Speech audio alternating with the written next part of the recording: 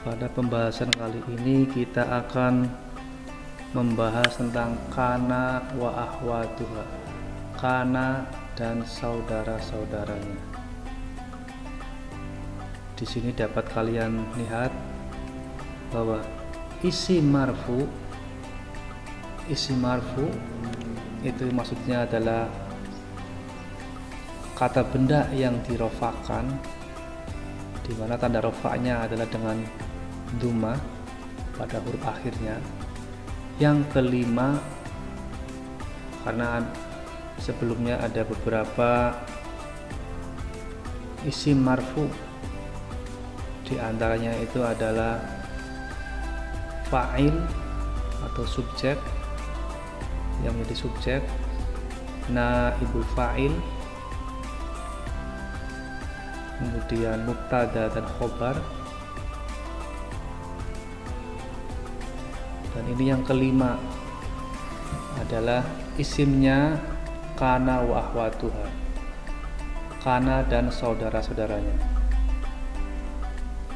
yang mana kana wa ahwatuha ini amalnya atau fungsinya adalah merofakkan isimnya dan menasabkan khobarnya. Apa maksud kalimat ini? Merofakkan isimnya. Dalam contoh bisa akan kalian pahami pada lafadz kana zaidun aliman. Di sini terlihat kata zaidun. Kata zaidun itu huruf akhirnya didumahkan atau dirofakkan. Kenapa ini dirofakkan atau didumahkan? Karena ada sebelumnya didahului dengan kana. Kana zaidun. Kemudian yang kata yang kedua aliman. Di sini huruf akhirnya dinasobkan. Arti nasobkan artinya dibaca fathah pada huruf akhirnya. Maka kita baca kana zaidun aliman. Zaid adalah orang yang alim. Karena sebelum dimasuki kata kana ini, lafadznya berbunyi zaidun alimun. Zaidun alim. Ini masih belum ada atau belum didahului kata kana, masih berupa zaidun dibaca dhamma dan alimun dibaca dhamma. Setelah ada kana, maka akan berubah huruf akhirnya menjadi kana zaidun aliman. Ini yang dimaksud bahwa kana itu berfungsi merofakkan atau mendumahkan isimnya, mendumahkan pada huruf akhirnya isim tersebut, dan menasobkan itu artinya memfathahkan khobarnya pada huruf akhirnya. Kemudian kana dan saudara-saudaranya itu berjumlah 13.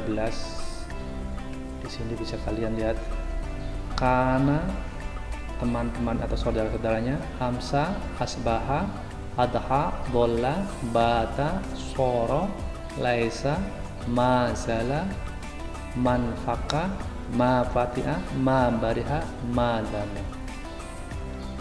Itu adalah saudara atau kana wa ahwatiha. Adapun kana itu menunjukkan zaman lampau atau sesuatu yang sudah terjadi, dan juga bisa diartikan menjadi,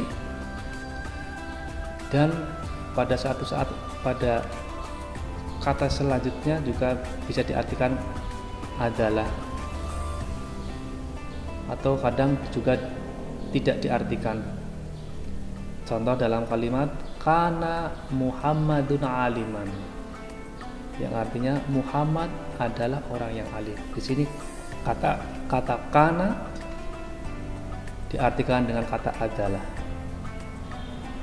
Dan ini menunjukkan telah lampau bahwa Muhammad adalah orang yang alim sejak dahulu. Jadi bukan saat sekarang ini. Kemudian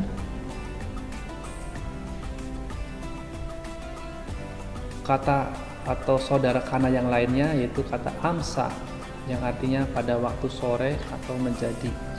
Contoh, amsa karimun maridon. Amsa karimun maridon. Karim sakit pada waktu sore. Selanjutnya kata yang atau saudara-saudaranya kana yang lainnya adalah asbaha yang artinya pada waktu pagi atau menjadi. Dalam sebuah contoh, asbaha al ustad farihan, pada waktu pagi ustadz bergembira. Di sini kita bisa melihat dan perhatikan bahwa setelah ada atau kalimat tersebut didahului dengan kata kana dan saudara-saudaranya ini, maka huruf setelahnya pada huruf akhirnya dibaca dhammah, kana Muhammadun. Kemudian setelahnya yang sebagai khobarnya kata alim, aliman, yang tadinya alimun dibaca aliman karena didahului dengan kata kana, merofakan atau mendomahkan pada huruf akhir dan menasubkan pada huruf akhirnya tersebut. Juga sama dengan kata yang lainnya, amsa karimun maridon. Di sini karimun nama orang dibaca dhammah, maridon huruf akhir juga dibaca nasab. Juga kata asbahal ustadu farihan juga dibaca dhammah pada kata al ustad dan farihan dibaca nasab atau fathah. Itulah beberapa fungsi dari kana dan saudara-saudaranya.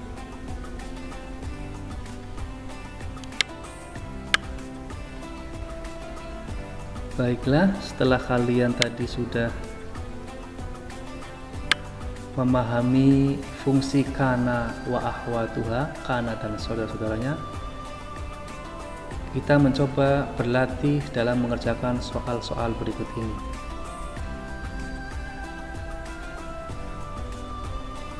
Di sini ada soal kana tilmidhu, nukta-nukta, titik-titik. Di bawah ini yang termasuk khobar yang dinasabkan adalah, kalau tadi kalian sudah bisa memahaminya maka akan bisa menjawab dengan betul. Kana tilmidh. Di sini menyambung kalimat dengan betul. Karena di sini ada sebelum kata at-tilmidh ada kana, di mana tadi sudah saya sampaikan bahwa kana itu berfungsi atau punya amal merofakkan isim dan menasabkan khobarnya. Di sini sudah jelas kana tilmid, sudah betul kalimatnya. Kata atilmidhu dibaca dhammah atau dirofakkan. Kemudian di sini yang diminta adalah cari khobar yang dinasabkan. Sudah jelas. Di sini kata dinasabkan. Dinasabkan itu artinya dibaca fathah pada huruf akhirnya. Maka akan terlihat jelas di sini adalah yang betul adalah dal.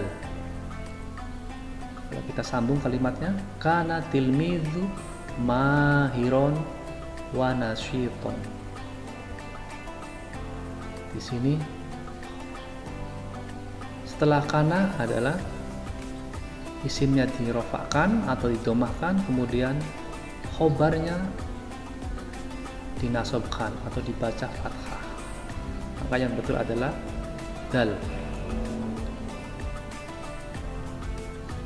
Kemudian untuk soal yang selanjutnya bisa kalian cermati lagi. Di sini ada soal nuktoh-nuktoh atau titik-titik. Hasan sekretaril lajnah. Hasan sekretaris lajnah panitia. Di sini yang diminta adalah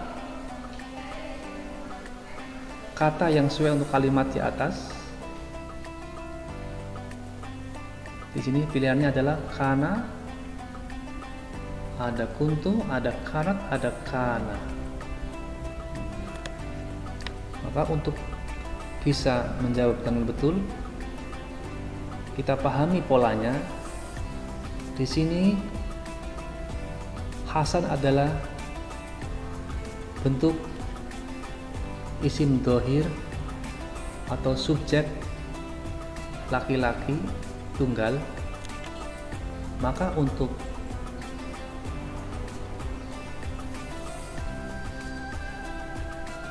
pilihan yang tepat dari pilihan yang ada ini adalah kata yang alif, kana. Kana Hasan sekretari lajnah. Hasan adalah seorang sekretaris panitia. Kenapa kana enggak yang lainnya? Karena kata kana ini adalah dhamirnya adalah huwa. Kalau kalian pelajari, mengingat kembali pada pertemuan kita yang lalu, ada tasrif yang namanya tasrif lughawi. Di situ bisa kalian lafalkan atau langgamkan. Kana itu kata gantinya adalah huwa. Kana, kana, kanu, kanat, kanata, kunta, kuntuma, kuntum, kunti, kuntuma, kuntunna, kuntukunna. Itu kana termasuk adalah bentuk dhamirnya adalah huwa, dan huwa sama dengan subjeknya atau nama orang tunggal laki-laki Hasan. Lain dengan kata yang jim, kanat. Kalau jawaban kanat ini berarti harus subjeknya adalah yang mu'annas atau yang perempuan. Misal kanat Fatimah, maka jawabannya kanat. Sedangkan yang kuntu itu untuk menunjukkan saya atau dhamir mukhatab. Sedangkan kana ini untuk menunjukkan dua orang. Maka soal ini yang betul adalah kata kana, karena tadi apa? Menunjukkan kata ganti huwa yang sama dengan nama orang tunggal laki-laki. Itulah untuk pertemuan kali ini, mudah-mudahan kalian bisa memahaminya tentang fungsi kana wa akhwatuha, kana dan saudara-saudaranya. Yang tadi sudah dijelaskan bahwa kana berfungsi merofahkan isim dan menasobkan khobarnya. Merofahkan atau artinya mendomahkan pada huruf akhir isim tersebut dan menasobkan atau membuat fathah pada khobarnya pada huruf akhirnya. Terima kasih. atas perhatiannya.